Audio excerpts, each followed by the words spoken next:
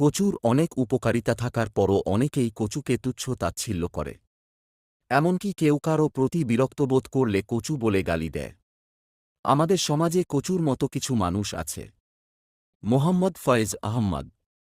দুনিয়া গোলাপ ফুলের মতো। মোহাম্মদ ফয়েজ আহম্মদ। হ্যাঁ এবং না কথা দুটো সবচেয়ে পুরনো এবং সবচেয়ে ছোট। কিন্তু এ কথা দুটো বলতেই সবচেয়ে বেশি ভাবতে হয়। পিথাগোরাস। প্রেমের আনন্দ থাকে স্বল্পক্ষণ কিন্তু বেদনা থাকে সারাটি জীবন। রবীন্দ্রনাথ ঠাকুর।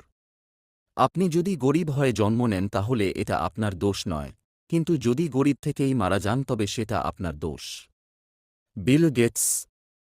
বিখ্যাত না হয় জীবন কাটালেও সুন্দর জীবন কাটানো সম্ভব, কিন্তু জীবনের মতো জীবন না কাটিয়ে বিখ্যাত হওয়া কখনো সুন্দর জীবন হতে পারে না। Clive James. একজন আহত ব্যক্তি তার যন্ত্রণা